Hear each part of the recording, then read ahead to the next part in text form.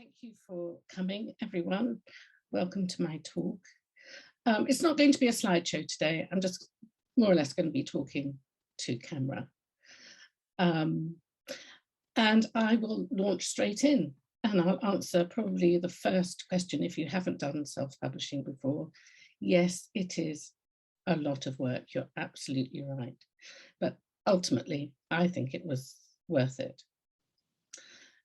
Now, obviously, I can't cover everything in this short time, but I'm going to do a sort of top line thing. And first of all, I'm going to tell you a bit about me and my experience. I'm going to point you at some of the resources I found especially useful. And then I'm going to take you through the stages of self-publishing. Now, at the end, as John said, I hope there'll be time for some questions. I'll say now that I have prepared a web page on my website with some information. So if you don't catch everything I say, you should find it on the web page, and I'll put the address of that web page up at the very end of the talk. So first, a bit about me and my self-publishing history. I do have a background in publishing. I worked for many years for IPC Media on TV magazines.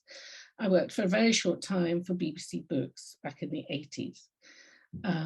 I started self-publishing in 2010 when I wrote a book about the men who named on Stockwell War Memorial. That book was called These Were Our Sons. You see it here. Now that was over 10 years ago, and the self-publishing landscape has changed a great deal since then. I might say here that people have been self-publishing for centuries, and it changes all the time. Now, after I did that book, I had a 3-book deal with Pen & Sword, a traditional publisher. So I've seen both sides of things. Those books were about the Regency era. Now, for my latest book, I returned to self-publishing, and I have just published this book, Under Fire, which is about a wartime ambulance driver, and really specifically the diaries of my friend Nell's mother. Now, she was a wartime, as I say, volunteer ambulance driver. Nell lives a few streets away from me here in Lambeth, so this is a sort of Lambeth project. It's a Lambeth grown project, and that's why I think it qualifies for Lambeth's History Festival. Now, I wrote this book not on Word, but on a program called Scrivener, which I can't recommend highly enough if you're doing a lot of writing. It costs about $50. And you can just manipulate your words and your chapters and your sub-chapters much more easily than you can on Word, or at least I think so.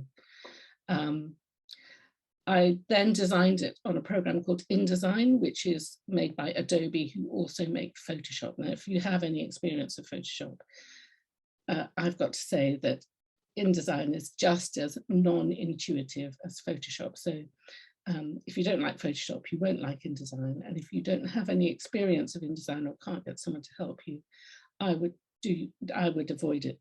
You can do very well actually using Word to produce the actual book.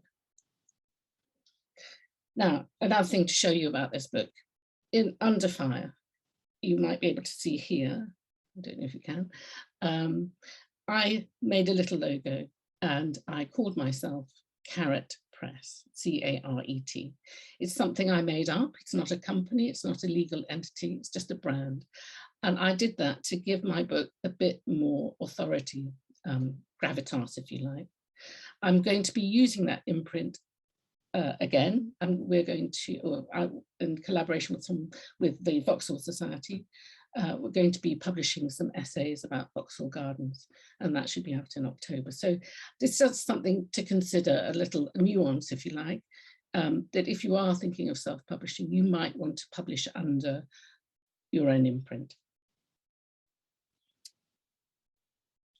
Now, the next thing about this book is I published it on Amazon using their self-publishing arm, which is called Kindle Direct Publishing.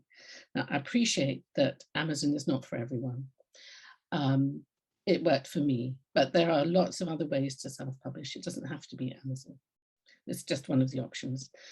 I'll also be publishing it on something called Ingram Spark, and I'll come to that later. Now, the good thing about self-publishing is that you get to control the content, and you get to keep any of the money that you make if you're an individual or if you're an organization. The bad bit is that you, as I've just said, you have to work extremely hard to get it, and you won't necessarily have the marketing channels you would wish for. So that's a little introduction. Now, publishing history books, and why are they different to other books, say novels? Well, now this bit is a bit obvious, but I'm going to say it anyway. Novels are words in a line. So you start at the beginning of the novel and hopefully you end at the finish. Makes it much easier to lay out and handle. History books and similar non-fiction books have images, references, footnotes, bibliographies, indexes. And they're often, although they might be written to be read in a linear way from start at the beginning and end at the end, people use them in lots of different ways. So they might go through the index first, or they might flip to a chapter and pick things out. And in that way, it's a bit more like reading a magazine. And when I worked in magazines, the first thing they tell you is our readers read the magazine from the back to the front. But anyway, so non-fiction books, they're much more manipulated and they're much more looked through. And this book, my book, you can see it's got lots of different elements. I just showed you a photograph, but for instance, it's got footnotes. It's got, don't know if you can see that, but quotes that are set out. It's got lots of things that you wouldn't necessarily find in a novel. Now, the other thing about history book is that they're a very difficult sell. So when I was trying to get this published, nobody would take it. Although we all love history, it's difficult to make a profit out of it. So it's, there's a lot of competition out there. So I felt in the end that I was better to step back and go the self-publishing route. Now, many self-publishing books, as you know, I'm sure, are published as family history. And I've got one here, this one, which I did for a friend. This one was published by a distant relation of mine. And there are, various qualities and various approaches to take with a family history book. But whoever you write the book for, whether it's your family or the general public, you want it to be looking as professional as you possibly can. Now, with that said, I'm going to start with some of the basics of when you consider what you're writing as a history book for publication or self-publication. I would say to take a step back and decide what your aims for your book are.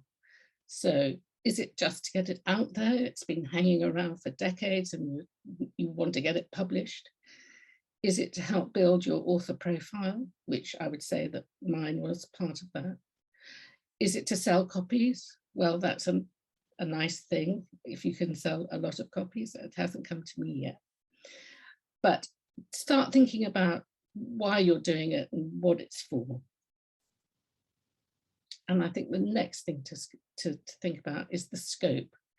And by that, I mean, you have to think about what your book is going to cover. So if you think in terms of the blurb, I'm going to go back to this one now. The blurb on the back of the book. Write your blurb early on. You can change it later, of course, but it helps you just crystallize what you are doing in your book.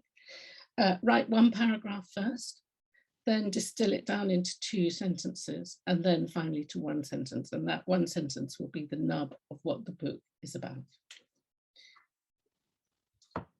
Think about who it's for. Is it for your family? Is it for the public? Is it for your members? Have a think about that. And also think about how long you want it to be. How long should it be? So now I'm going to talk a bit about research. And what I'm going to say now is particularly aimed at British audiences. I know there are people in the audience here who are from across the pond, for instance, but I hope you will make something of what I'm going to say next. For me, doing both the Stockholm War Memorial book and the ambulance book, the first resource is your local archives. For the War Memorial, I went to Lambeth Archives. Fantastic. They have got everything I needed, nearly. This was 10 years ago. They had everything that was available. I would say make a friend of your archivist. They're very friendly and nice. For the ambulance book, I went to Kensington Archives. I also went to the National Archives. I went to the Metropolitan Archives. And there's also, I'm going to mention the Wellcome Institute, for those who are familiar with it. So it focuses on health, but it's a very wide definition of health. They have a fantastic library, free, and an also brilliant website with lots of free images. And we'll come to images in a bit. It's the British Library, and there are also, don't forget, university libraries. And for this ambulance book, I had to research a wartime group called PEP, Political and Economic Planning, which later turned into the Policy Studies Institute. And now their archive is at LSE, and they were very helpful in bringing out the records that I needed. So archives are wonderful things. I'm sure I don't have to tell you that, but I just thought I'd run through a few of them. Now, online, there are also fantastic archives. Archive.org has got so much material. And you can also sometimes borrow books that are still in copyright. So they'll let you have a book to look at, say, for 4 hours. And that might be enough, that might save you a trip, for instance, to the British Library or wherever. Family websites, I won't go through them all. Ancestry, you all know, Find My Past, etc. And I will just point up here that the 1920 census is going to be released soon. So all of these different family websites have a different set of data. They have a lot of it's the same, but they vary in what they offer. So if you do sign up, make sure you get what you want. Also, archives and libraries often have a general login that you can use. There's also something called the Hathi Trust, which is an American outfit, and it has a lot of digitized material. And don't forget Google Books. There are a lot of non-copyright material is on Google Books. Now, I'm going to come to the writing now. I've mentioned Scrivener, and I don't get affiliate fees for it. I just love it. And I think that it's, it can be very useful to people. Word is an option, and any other word processing program. While you're writing, though, while you're writing your chapters, it's always good to get feedback. So try and get your words out to people and get feedback, preferably from people who know nothing about what you're writing. So somebody who is looking at it from outside, it's a very useful perspective. And the same with an editor. And it can be the same person, your reader or your editor. And I would say try to get more than one of each. People who will read it for you and point out your spelling mistakes or point out things that don't make sense. Get someone on board who can help you with that. But the most important thing, however you approach it, is be consistent in your style. Now, I started my career at the BBC on Radio Times, and this is what we used. It's called the Oxford Dictionary for Writers and Editors. And it will help you spell or hyphenate practically anything. It's quite old now, but I'm sure you can get it secondhand. And it's, if you want to know if there's a hyphen in Lieutenant Colonel, for instance, it will tell you. If you want to get very technical, there's this one, Newhart's Rules, which is really developed for printers back in the day when we had compositors. This is a section on Slavonic languages, so you'll know what to do if you have to write anything in Slavonic. Also spell check. Even if you can think you can spell, I think I can spell, but I don't spell perfectly. Spell check is your friend. And spell check for things like extra spaces between your words. They're very easy to creep in. But when you have them in a book, they will, if you have enough of them, they will stand out and they'll make it look messy. So spell check for extra spaces. And one little bugbear I have is try not to put double spaces before each sentence. That's a typewriting thing. And these days we don't do that, but you see it quite a lot. It's not necessary in my view. So you've got your book, you've got your in manuscript form. What are you going to do now? You're going to lay it out. You need a design. So there are two ways to go. Do it yourself or get someone else to do it. Now, if you do it yourself, if you know any designer friends, make sure that they're your best friends and ask them to help you. And I think most people will be delighted to help you. So first, third party, if you get someone else to do it for you, if you get a company to do it for you and package it up for you, you must choose one that is good for you. Now, here I'm going to mention the Alliance of Independent Authors. They are a wonderful organization, and they have a web page of all the packaging companies and whether they're good or bad, whether they pass the test or not. And it makes some interesting reading. Now, this book, which I briefly showed you before, is made by Author House. And I think it's an abomination. It's very bad. And it's interesting to see that they come up very low on the scale of the Alliance of Independent Authors. I think this cover is absolutely terrible. It's actually based on quite a nice photograph, but I don't know what they were thinking. The inside's not too bad. This one is done by Matador. It's a big hardback, high quality book with lovely paper, and it must have been very expensive to produce. But they've done a great job in my view. So what I would say is if you're going to get a design company to do it, look at this list that's published by the Alliance of Independent Authors. If you know someone who's had a good result from a company, that's also a good way to go.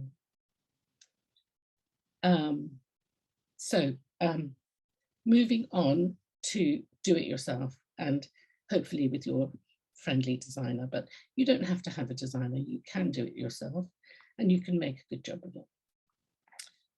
What I'm going to suggest is that when you've got your manuscript, you're ready to go, when you come to the cover, go and look at other books in your genre. So you might go to a bookshop and look at traditionally published books and have a look and get some inspiration for what other people have done in your subject area. And that's exactly what I did with this Under Fire. My designer friend and I went down to a bookshop and we looked at all the books about the Blitz, for instance. The other thing is, if you do go the Kindle Direct publishing route through Amazon, they have quite a good book cover designer, which is a sort of automated thing where you can upload your photograph and they will they will help you design it. And this is what I made using that, and it's really not that bad. This is obviously, this one is more sophisticated because my designer friend helped me, but this is actually quite acceptable, and that was made using Kindle Direct Publishing. You'll see this band across the top is to signify that it's a proof copy, it's not an actual copy. But the other thing that Kindle will do, and they'll do it for everyone, is they give you a calculator of how wide the spine must be, because that depends on how many pages you have. So when you think that this is, one item, the width of the spine is going to affect the width of the whole thing. And the width of the spine also depends on the quality of the paper. So one little pro tip here is, if you use Amazon, get the cream paper. The cream paper is thicker and it makes an easier read. It's easier on your eye, in my view. So they will calculate the width of the spine and take care of that for you. And I think that's, you know, that's not a bad result from their book cover maker, automated book cover maker.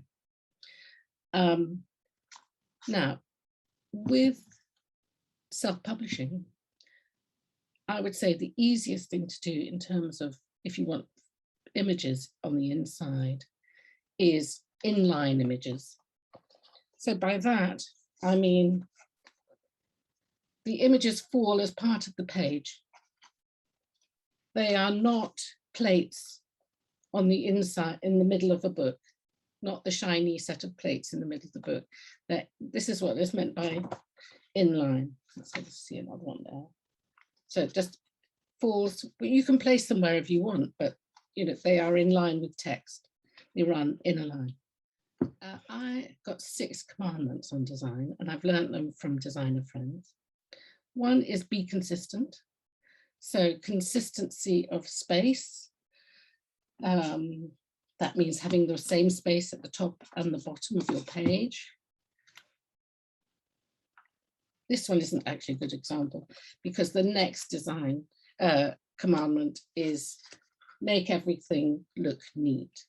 Now, and line everything up. So this book is a set of, it's a list in effect. And I was advised by my designer not to worry that this page does not align with that page because it's meant to just fall. What he did also say was don't leave any widows or orphans.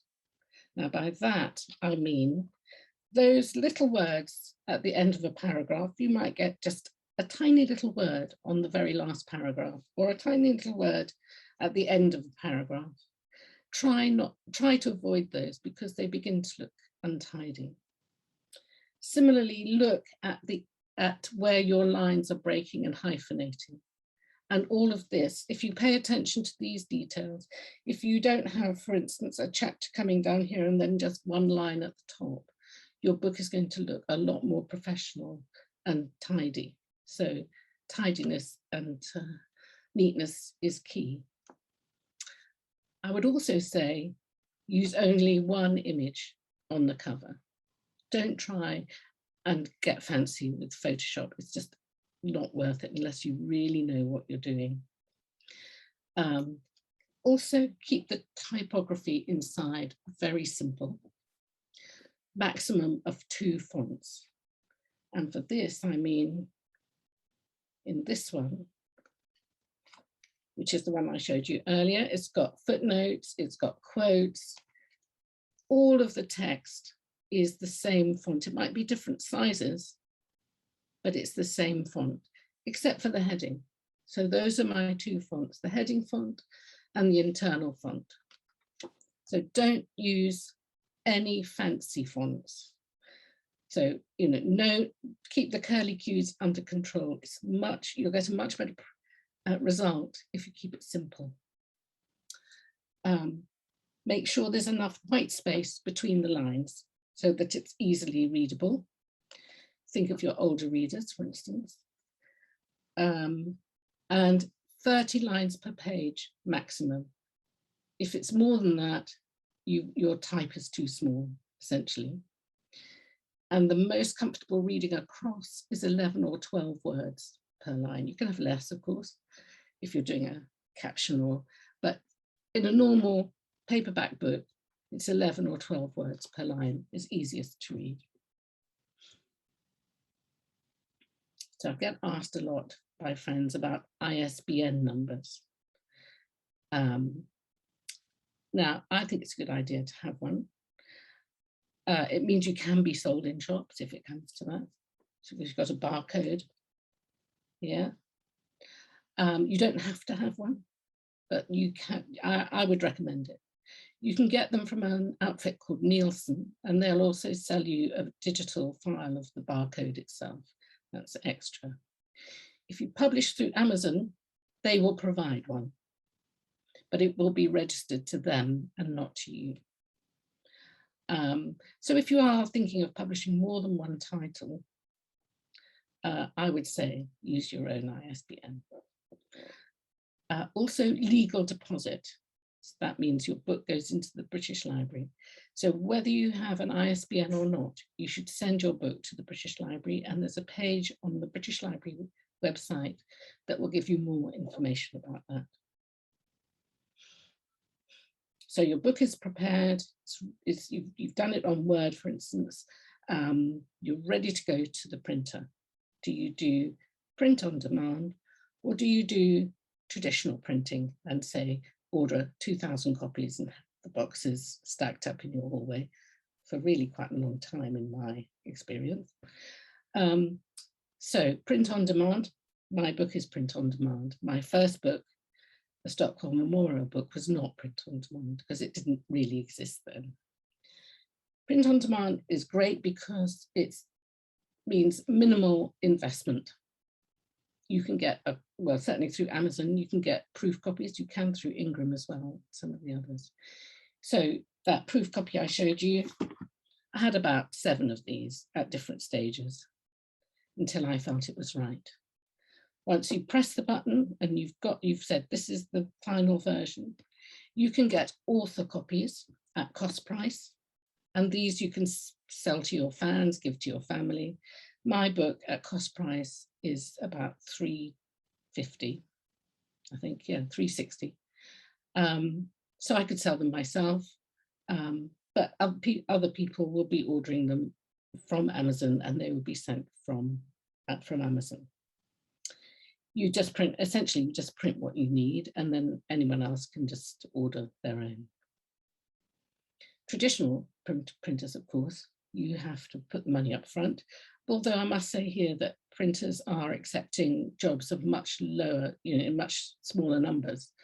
So you can make a small order now from a traditional printer, as I understand it.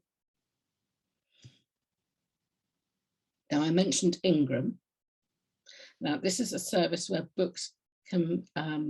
where bookshops can order your book. So it's a distribution point and a printing point. A lot of bookshops, in fact, nearly all in my experience, will not order through Amazon. The process of dealing with Ingram is much more complicated than Amazon. Amazon doesn't do hardbacks, but Ingram does, and Ingram does wraparound covers and all sorts of really nice things. So it's different, very different to Amazon. It's a paid-for service, so you pay to upload it, and then if you identify that you've made a mistake, for instance, and want to upload it again, you pay again.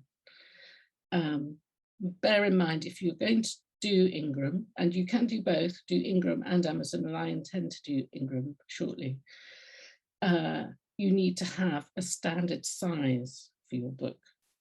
So if you want distribution to bookshops, check the standard size that Ingram has specified, and they have a page for that. They have very good resources on Ingram, and the link to Ingram is on my webpage. And I'll say that there are other services like BookBaby and Lulu, and I can't remember them all. Blurb is another one. Now you've done your print book. Do you do an eBook?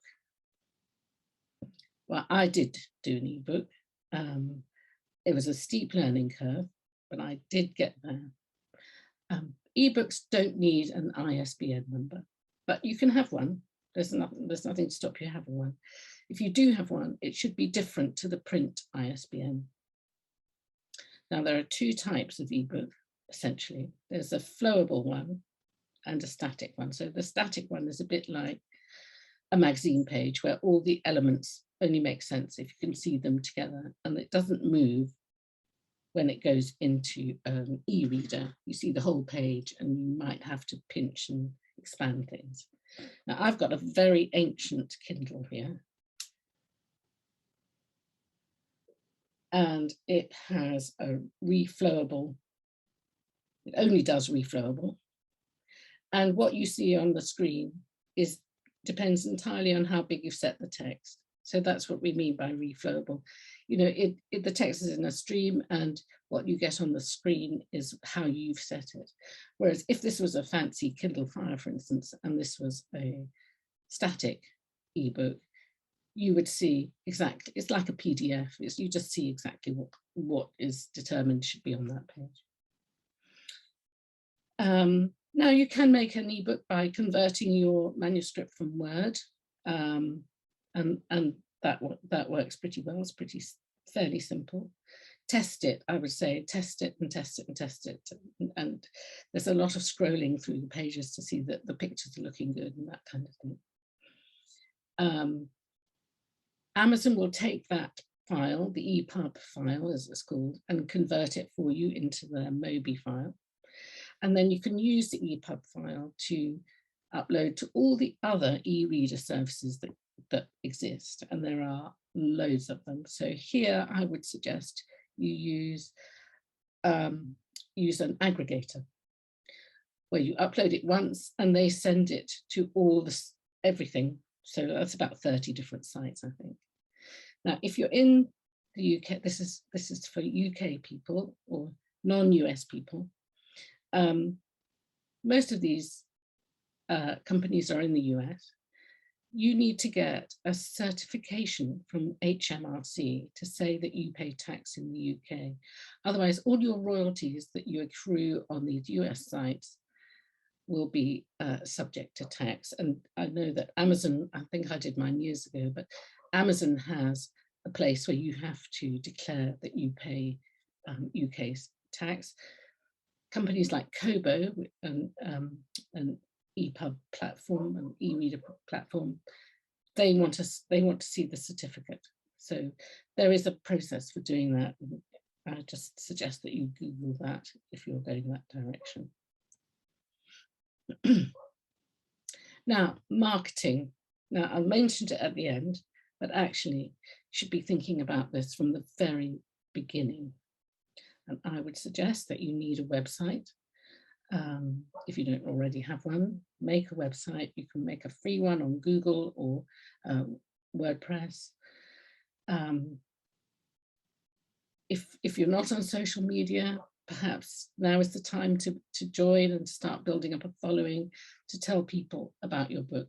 Now, I don't think social media is that brilliant as a platform for selling your book, but it's a good awareness platform, and you will meet people who are in your sphere or in your sphere of interest. It's useful to make those connections. They might be able to tell you something that you don't know about how to do X, Y, and Z. You also need, perhaps, if your book is for general readership, you need to write a press release. And if you're sending it out for review, put that press release in with a proof copy of your book. You can also offer to write features for blogs and magazines, for instance, and do talks like I'm doing now, and I've done a lot of talks for different publications that I've been involved in. The other thing to do is build up the book on platforms. So, for instance, on Amazon reviews, ask your friends to write reviews. Send out the message to your readers, if they're not your friends, to write reviews. At the back of my book, I've put a little paragraph saying, please write a review. It doesn't have to be on Amazon, it can be on Goodreads or any number of other book sites. There are a number around. And have a launch. Doesn't have to be an expensive party. I launched my Under Fire book with a small dinner in our back garden. And then we took a few photos and we put them on social media, and I got quite good traction for that, probably bigger than anything else I've done. People like to see us, scoffing our wartime food. It was a nice event, and it came through. It was a very enjoyable evening, and it made it was a punctuation point in the journey of the book, and that's quite good to share that with people. Sales. All I can say here is don't be disappointed. It will be slow. It may pick up. That's the hope always. But don't expect you to to get a reaction, a big reaction. Some things are just going to take a while to get those. And you know, my experience with traditional publishing and self-publishing is it takes a few months for the book to land and for people to read it and to think, oh, maybe we should talk to her about this, you know, invite her for a talk where she can sell a book, or, you know, it takes a while. You could, as part of your strategy, decide to discount the book and attract more sales that way. So you could have, say, an anniversary or a reason of some kind to discount your book. You could have the ebook for 99 pence for a week for some particular reason. And as long as you tell people, then you should get a reaction and things should pick up. Now, my webpage, which I'm going to put up in a bit, has links to free courses, including design courses for self-publishers. Ingram has a good set of these. There are others, and there's a lot of information on the Alliance of Independent Authors. There's also on my webpage a link to a free book about self-publishing by Joanna Penn, who is one of the leading experts. She's a novelist, but she's also written a lot of stuff about self-publishing. She's been very successful. And that really is the end of me and what I've got to say in 40 minutes. So be very happy to take any questions, and I do hope that what I've said is useful in some way to you and the projects that you are involved in.